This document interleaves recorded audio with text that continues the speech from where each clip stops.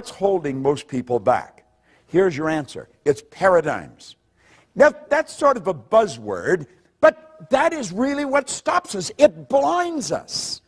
Paradigms actually blind us. Now, I'm going to get into paradigms, how they're formed, and what they are, and then how to change them.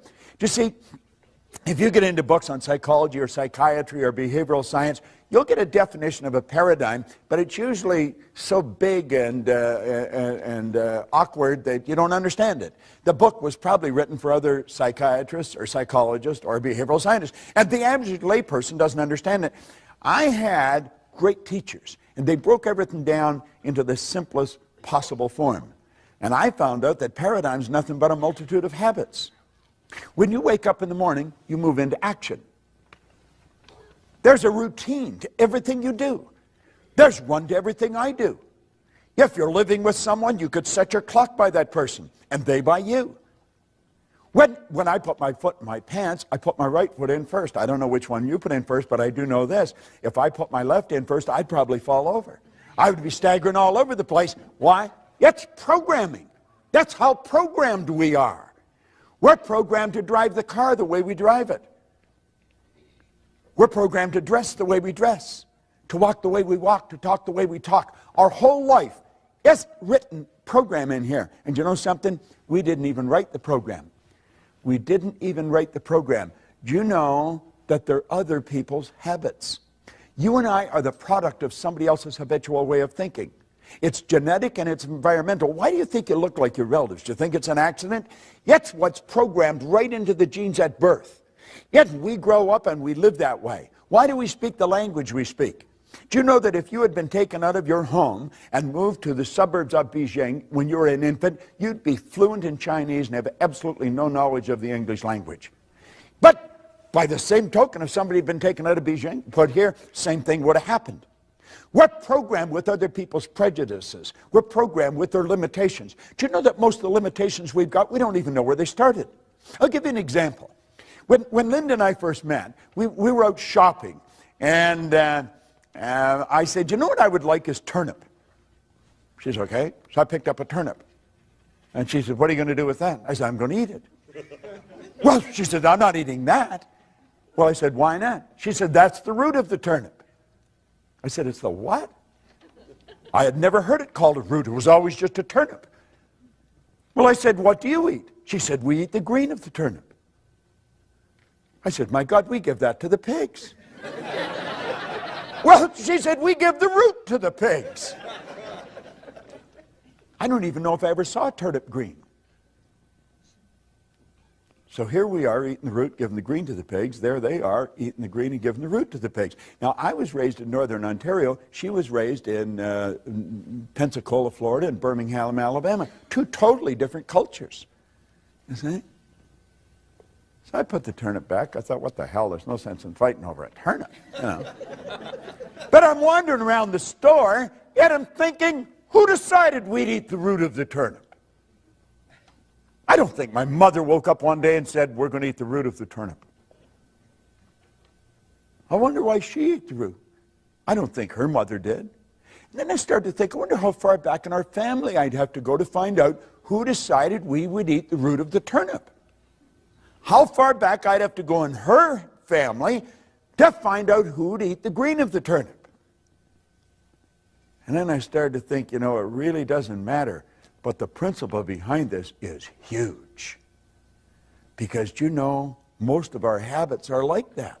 They really are. Now, think of this. What do most people do when they begin to have financial trouble? This is paradigm talk that I'm dealing with here. What do? I'll tell you exactly what they do. They lower their standard of living to meet their income. That's a bad idea. That is a terrible idea. Timidity is not a strategy for the new economy. We're living in a new economy. Remember, you cannot move forward when you're cutting back. Yet, why do we do it? We're programmed. That's what we were taught to do. Anything else is being irresponsible. Well, let's think of this for a moment. Successful people take their income up to meet their standard of living. Do you know why? They understand how to do it. And if you don't understand how to do it, you're in bad shape. But when you do understand, you don't need to cut back. Never need. I've been working pretty closely with a fellow. In fact, we just come back from Europe. We were over all through Germany and over into Finland. And he had had a bit of trouble with money here just within the past year. And he was put his house up. He was going to sell it. I said, what the hell are you selling your house for?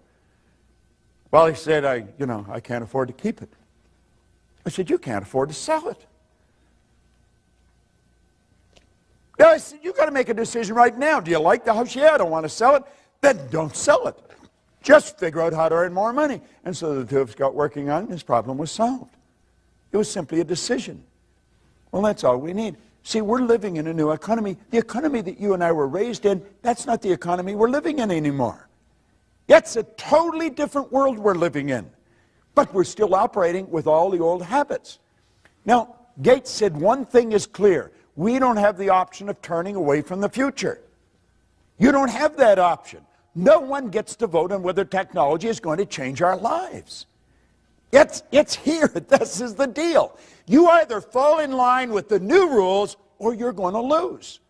It's that basic and it's that simple. There's nothing complicated about it. You see? Now, here's three great questions. You want to remember this because this can change your life like night and day. It's so basic and so simple, you could miss it. One, what am I doing? What am I doing? Number two, what works? What works? Number three, what doesn't work?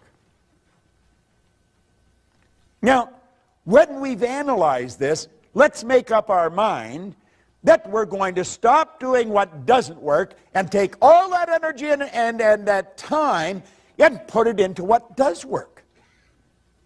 Do you know if that's the only thing you got out of this entire meeting this afternoon, it could be worth millions to you. Literally millions. I picked this up. I don't know if I heard it or I read it, but there was a man who had an engineering company. He did about $10 million a year. It wasn't a big company, but it wasn't a corner store. And he died. His wife had nothing to do with the business. She never went around the business. So everybody just assumed when he died, she would sell the business. But she didn't plan to sell the business. After the funeral and things slowed down, she went into the company and she called all the heads of departments in, and they're the three questions she asked. What are you doing? What works? What doesn't?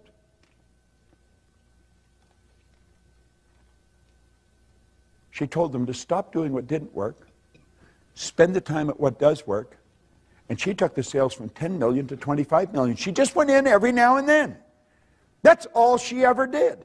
I wonder what would happen if that's all we did. We want to understand and apply, if we really want to get into the science of getting rich, the law of compensation. Now, the law of compensation is pretty clear. There's nothing complicated about it. The law of compensation clearly states that the amount of money you earn is always going to be in direct ratio to the need for what you do, your ability to do it, and the difficulty there would be in replacing you. Now, do you see, if we really study this, there's probably quite a need for what you do. Now, I don't know how proficient you are at doing it. Most people learn how to do something, and then they never improve upon it from that point on. Once we learn how to do it, we just keep doing it at that level. That's why most people read at a grade 7 level. They never learn how to improve upon it. You see? The third one, the difficulty there will be in replacing it. So you see, if you analyze this, you're going to realize that if you just focus on number 2, number 3 is going to take care of itself. Number 1's already taken care of. There's probably a great need for what you do. Now, if we become very, very good at what we do, just keep perfecting what we do. If we sell, let's really learn how to sell. Keep getting better at it. You would become very difficult to replace. Now, I've always felt for salespeople, and I would imagine quite a few of you are in sales, you want to learn to master your presentation. Most people make a terrible sales presentation. Just absolutely terrible. That's why they don't do very well. I have gone into companies and watched sales go up by hundreds of millions of dollars, and we tell the people not to work as hard. See, we've got the idea in our mind, if you're going to earn more, you've got to work harder. Bad idea. Now, think of this for a moment. I want you to think about your financial success. And don't think for a second that you can't change it. You can change it, you can change it dramatically. But really think about your financial success. You see, these meetings, these seminars, they can change your financial success like night and day. There's nothing that'll do it better because it's information that we're getting about ourselves. Now think of this for a moment. Money makes a big difference in all the important areas of our life. You'll hear people say, well, money's not everything and money won't make you happy. That's an absurd statement. Money was never meant to make us happy. And since it doesn't make any difference whether you have it or not as to whether you're happy or not, you might as well have it. Yet, at least if you're miserable, you'll be miserable in comfort. I mean, there's some consolation in having it. You see? Now think about it for a moment. Money is meant to make us comfortable. The more comfortable we are, the more creative we'll become. The more creative we are, the more service we can render. The more service we render, the more money we will earn. You see? We want to open our mind to these two questions. Okay? Now, I want you to think about these two questions. What is your name, sir? John. John? John, there's the first question. How would your life change if your monthly income, boom, just like that, became your weekly income? How would it change? How would it change? A lot more comfortable. You'd be more comfortable. How would you be more comfortable? What would you do different? If every Friday you got what you earned all last month. It wasn't a lottery, it's every Friday. You're not sure, are you? No, you're not. You know something? And that's not unusual. I very rarely ever get a person to answer that question. What is your name? Holly. Holly? Here's a question for you.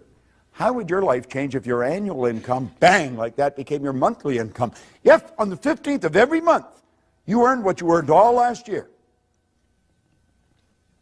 Too hard to imagine. Too hard to imagine. It'd be pretty good. Now, there's two questions, simple questions, no answer. You know why you don't answer them? And you're not an exception to the rule.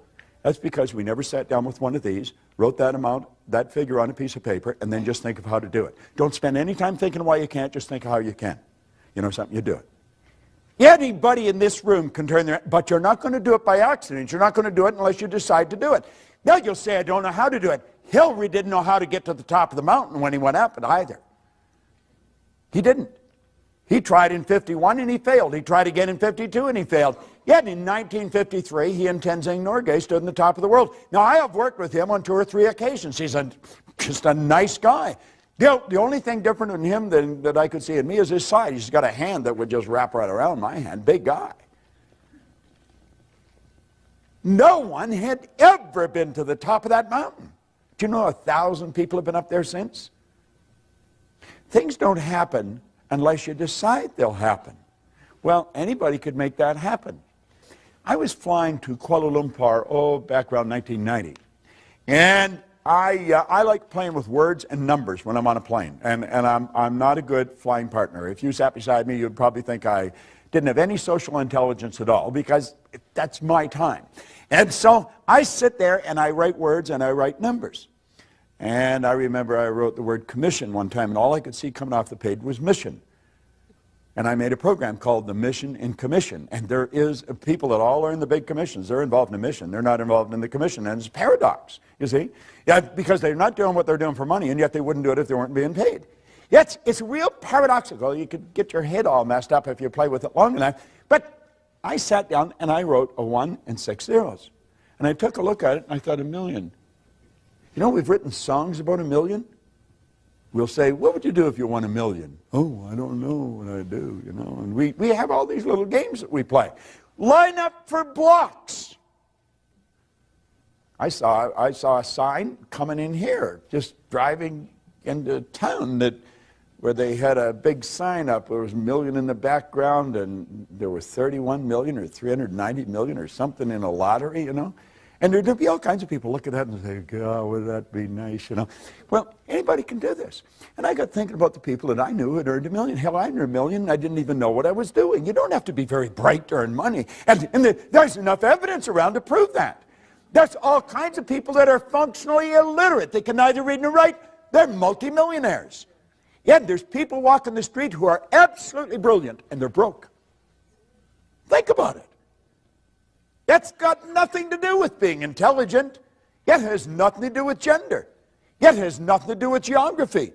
Yet it has nothing to do with working hard. I did a TV show with Robin Leach a number of years ago. He's probably interviewed more wealthy people than anyone alive. He told me the wealthiest people he knows, he's never seen them working. Now, you could be sitting there and thinking, well, what the hell do they do? You know? I mean, that sort of scrambles our head. Because we've been trained you got to go to work. Well, here's another one. This is, you know, like the 3 questions. This is another one that you want to burn into your mind. This is something most people don't know. They don't teach this in Harvard. They don't teach it at Wharton. They don't teach it at Eton or Stanford. Hardly anybody understands this. And I understand it. So, I mean, it's not too difficult to learn. There's 3 strategies for earning money. I refer to it as M1, M2, and M3. Yet when I started to explain this to Linda, her head would go, you know, because it's so obvious. Now, if you're going to teach your kids anything, and understand this, what you don't fix, they'll inherit. If you're going to teach them how to earn money, because if they're not earning any, they're going to have a bad life. People that don't earn money raise skinny kids. I mean, it's just not a good way to live, you know, it really isn't. Now, M1 is used by the masses, but M3 is the one you want to teach the kids. See, M1 is used by 96 people out of every 100. Yet is without question the worst way in the world to earn money. It's working, that's right. It's trading time for money. Now, if you have any money later on in life by following this strategy, it's at the expense of a life. You have been earning a bit and you've been squirreling some of it away, but it's at the expense of the car you want. You never drive the car you want. Most people look at a car and they think, oh, and I ever like to have that. And while they're thinking why they can't have it, somebody else is thinking to buy the whole dealership. You see? Yeah, they're using the same mental faculty and they're drawing on the same thought power. This is a terrible concept. Trading time for money. You will never get ahead of the game doing it. M2 is a good strategy, but it's only used by 3 people out of 100. That's where we invest money to earn money, which is the probable reason why there's only 3 people out of 100 using it. Investing money to earn money. Now, some people are very good at investing money. They do very well. Most people are not. The ones that are doing it, the ones that win at it are in the minority. Now, this is the one I stumbled on way back in the early 60s. Had no idea what I was doing. No idea. But it happened.